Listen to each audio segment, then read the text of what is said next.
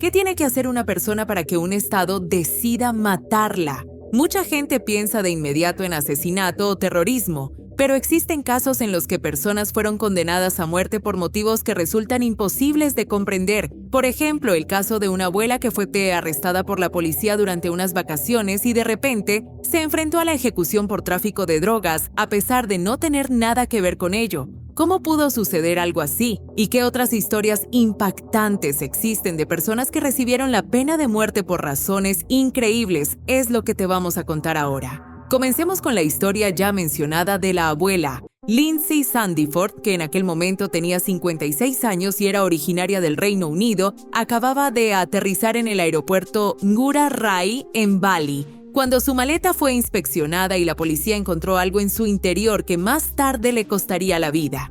3,8 kilos de cocaína ocultos en un doble fondo de la propia maleta. De forma natural, uno se pregunta por qué alguien asumiría un riesgo tan absurdo, especialmente en un país como Indonesia, que tiene algunas de las leyes antidroga más severas del mundo. Sin embargo, Lindsay no era realmente culpable. Más tarde declaró que no tenía absolutamente nada que ver con las drogas, sino que estaba siendo chantajeada por una banda criminal. La amenazaron con hacer daño a sus hijos y a sus nietos si no transportaba la droga. Para convencer a la policía de su inocencia, incluso colaboró ayudando a tender una trampa para capturar a los miembros de la banda.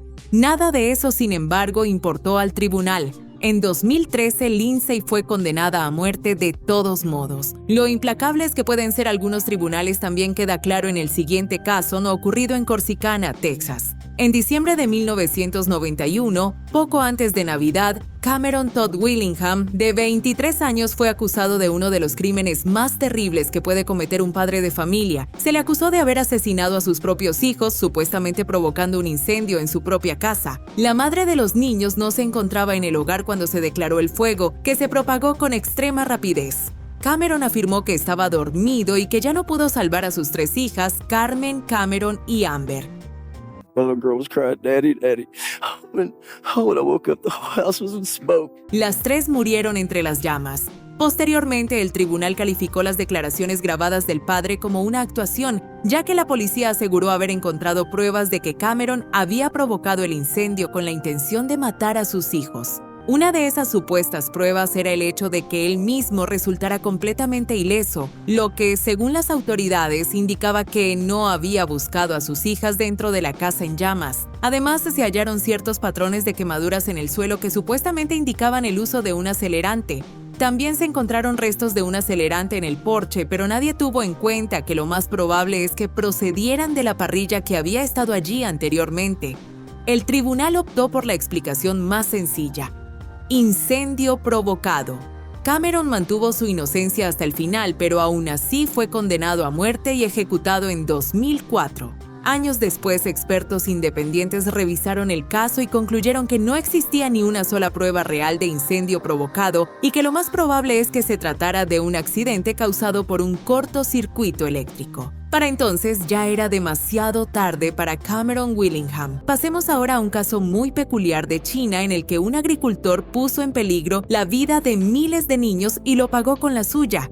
Zhang Yujun era un productor de leche de la provincia de Hebei que elaboraba leche en polvo para bebés y la vendía a otras empresas. En septiembre de 2007 decidió maximizar sus ganancias y concibió un plan especialmente perverso. Comenzó a adulterar la leche con la sustancia química melamina. Al añadirla, el contenido de proteínas parecía mucho más alto en los controles de calidad, aunque la leche estuviera diluida. El problema es que la melamina es tóxica y puede provocar graves cálculos renales e insuficiencia renal. A Zhang Yujun eso no pareció importarle en absoluto. Cuando el escándalo salió a la luz un año después, ya había producido 770 toneladas de esa mezcla. Para entonces, 6 niños habían muerto a causa de la leche contaminada y alrededor de 300,000 personas habían resultado intoxicadas. Cuando la seguridad pública se ve amenazada a una escala tan masiva, China no muestra piedad. El sistema judicial es extremadamente estricto y así se decidió rápidamente que Zhang Yujun recibiría la pena de muerte. El 24 de noviembre de 2009 fue ejecutado. Lo que resulta casi aún más increíble es que en China ese mismo castigo también puede imponerse a personas que nunca han hecho daño físico a nadie. El ciudadano chino Bai Tianhui tuvo que comprobar que los tribunales chinos tampoco tienen clemencia en los delitos económicos. Como antiguo director ejecutivo y gerente de una empresa financiera estatal, aceptó enormes sobornos entre 2014 y 2018. Se acumularon alrededor de 134 millones de euros que transfirió a sus cuentas privadas y utilizó exclusivamente para sí mismo. En Europa, un delito así suele conllevar una condena de 10 a 15 años de prisión. China, en cambio, argumenta que Bai Tianhui causó un daño tan grande al Estado y a la población que debía ser castigado con la muerte. Por ello, fue condenado a la pena capital y ejecutado ese mismo año en Tianjin, China. Aunque es muy discutible si un castigo tan severo estaba justificado, al menos en el caso de Bai Tianhui se podía estar seguro de su culpabilidad. En otro caso, sin embargo, la culpa del acusado estaba lejos de ser evidente. Se trata de Carlos de Luna, un joven de 21 años de Corpus Christi, Texas. Prácticamente se cruzó con la policía cuando buscaban al sospechoso del asesinato de Wanda López, una madre de 24 años que fue robada y apuñalada mientras trabajaba en una gasolinera. La policía llegó rápidamente al lugar de los hechos, inició la búsqueda del autor y encontró a Carlos de Luna a pocas calles de allí, escondido debajo de un camión. Cuando un testigo aseguró reconocerlo, para la policía el caso quedó claro. De Luna debía de ser el asesino, sin embargo, él juró que no tenía nada que ver con el robo. Todas sus declaraciones en el juicio fueron inútiles. Aún así, fue declarado culpable y condenado a muerte, y en 1989 fue ejecutado mediante inyección letal. Más tarde se descubrió que aquello había sido un error enorme. Lo más probable es que De Luna hubiera sido confundido con el verdadero autor, Carlos Hernández. Ambos se parecían mucho, por lo que es perfectamente posible que el testigo identificara a De Luna por equivocación. Además, llamó la atención que no se encontrara ni una sola prueba de ADN de Luna en la escena del crimen, ni una sola gota de la sangre de la víctima en su camisa. Hernández, en cambio, ya era conocido por delitos similares. Se trató de un gravísimo error judicial y De Luna simplemente parecía haber estado en el lugar equivocado en el peor momento posible. Por desgracia, algo similar ocurrió con Reyhaneh Jabbari, una estudiante iraní de 19 años. En 2007 fue abordada por un hombre mayor que le preguntó si le gustaría trabajar para él como diseñadora de interiores.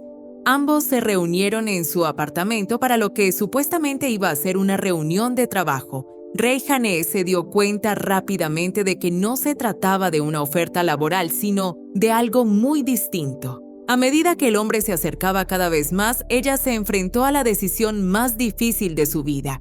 Tenía que elegir entre permitir el abuso y posiblemente ser asesinada después o convertirse ella misma en la agresora.